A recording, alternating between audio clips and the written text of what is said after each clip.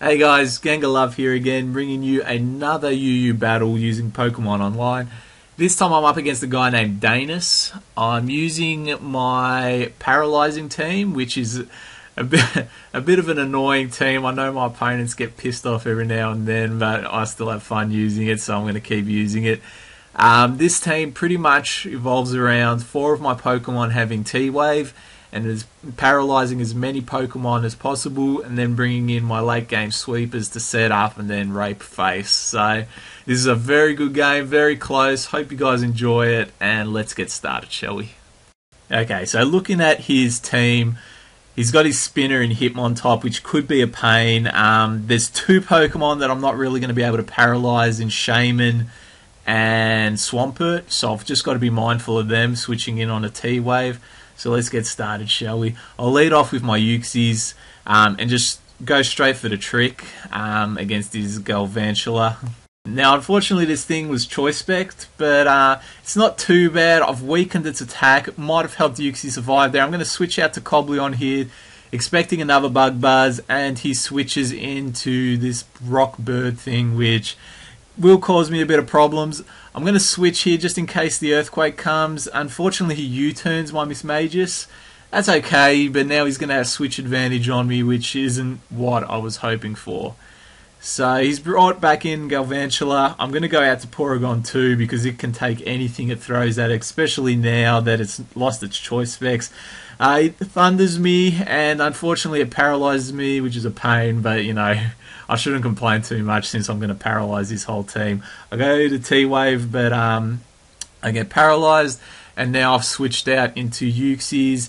I'm pretty sure he's going to bring in Galvantula again, so I'm going to go Stealth Rocks just to be safe.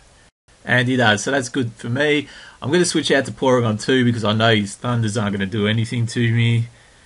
And now we'll just recover that damage off because I'm getting a bit low. Thankfully I didn't get paralyzed then. And we're going to go a T-Wave just to cripple this thing as he goes for the Thunder. And beautiful, we get the T-Wave off, so now this thing's crippled. It's not going to be very effective, and I'm just going to recover off any damage he does from here on in, just to get Porygon 2 back up to full health so he can take on any of his other offensive Pokemon and just pretty much laugh at him, because I mean, so far Porygon 2 is an absolute beast. It's not copying anything. Now that I've got him back to full health, I'm going to try and damage him a bit, see what an Ice Beam does. 40%, that's alright, 2 hits will kill him. I'm happy with that. So we'll recover off as he gets paralyzed again, and we'll go another Ice Beam. See if he stays in, not too sure. He's gone Thunder again, and there's another Ice Beam. So he's pretty much stuck now because Stealth Rocks are going to kill it. He's switched, and unfortunately for him, he's been frozen. At the time, I didn't realise it, so I went another T-Wave. So that's a little bit of goodwill on my behalf, I like to say. Giving me an extra turn to try and thaw out. I've switched out to Uxies, knowing that I'm now Choice Spect. A Psychic should do a lot of damage. Hopefully I'll kill this thing here. It's going to be a 2-hit kill, and I'm happy with that. He gets a Toxic off. I'm happy it's not a Rapid Spin, so hopefully another Psychic will do it. Unfortunately, he Sucker Punched me. So now I'm just going to bring in Hera to hopefully revenge kill this thing. Don't know if he's going to stay in. Hopefully he does. Either way, something's going to cop a close combat to the face, so I'm pretty happy about that. And he brings in his Galvantula, who dies to Stealth Rock damage. Unfortunately, I don't get to kill it myself, so I don't get the Moxie attack boost. And he's brought back in Hitmontop, and I'm worried that with the attack drop, I might not be able to kill it, so I'll bring in Mismagius. Lucky for me, he did go for the Rapid Spin. I'm going to sub as he Toxics, beautiful, and now it's time to T-Wave whatever comes in as he Sucker Punches. So now that thing is crippled too, and I'm loving life at the moment. He's brought in his Swampert. I don't like to waste subs, so I'm just going to do another Shadow Ball as he roars me out. That's okay, because he's brought in Cobleon. I'm thinking an Earthquake. Let's go to Mismagius, and fantastic. So I'm going to get some more damage off on this thing. I can't do anything to it. Shadow Ball. And he roars, fine, Heracross is in, and that's lovely, because it's going to get close combated now, and that's its death. So that annoying roaring Swampert's gone, and now he's brought in Hitmontop. The Intimidate worries me, so I bring in Mismagius expecting a Rapid Spin, and that's okay, he gets paralyzed. I'm going to sub up here, Maybe a Toxic's coming, not too sure, but let's keep it safe. He brings in Shaman as I sub, so I'm going to Thunder Wave him. Hopefully I'm faster than I am. I get the T-Wave off as he subs, so he's paralysed.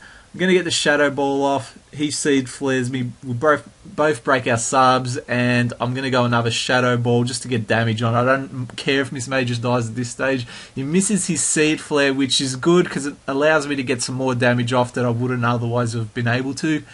So I'm going to bring in Hera now just to revenge kill it. Hopefully he stays in and the Mega Horn will be enough. Unfortunately, he's gone to Hitmontop, and that with that Intimidate, I'm not going to be able to one-hit kill it with another Mega Horn, so I'm going to have to switch out here. I'll bring in Togekiss as he rapid spins away my rocks.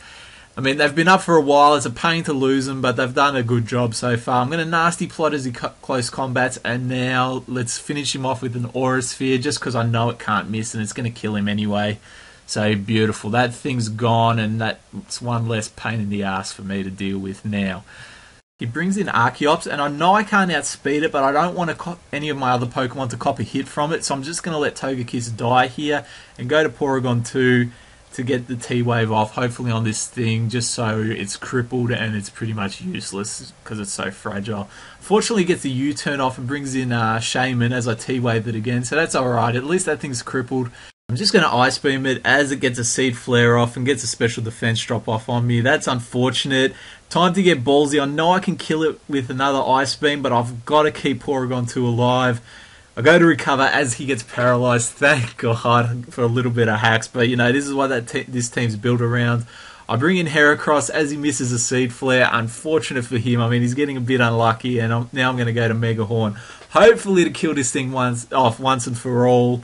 But unfortunately, switches out to Rotom Fire as the Mega Horn does a decent amount of damage for something not very effective. I'm going to go out to Porygon 2 here as he Thunderbolts, and now I'm just going to T-Wave it. Hopefully I don't get paralysed, and I don't. I get the T-Wave off, paralyse that thing, and now it's just another victim waiting to happen for Heracross. Unfortunately, at this stage, Porygon 2 is pretty much useless, so I'm just going to let him die here and bring in Heracross.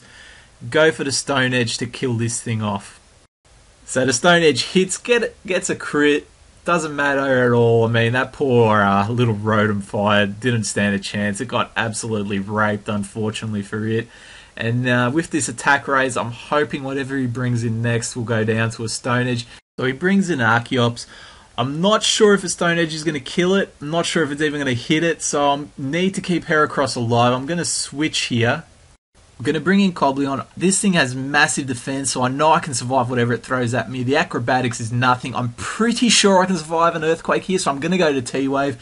Thankfully, I do survive that Earthquake, get the T-Wave off. Now, I know Archeops has the ability that once it goes under 50% health, it loses some of its attack. Get the close combat off, and it gets it under 50%, so that's fantastic. I'll bring in Heracross here.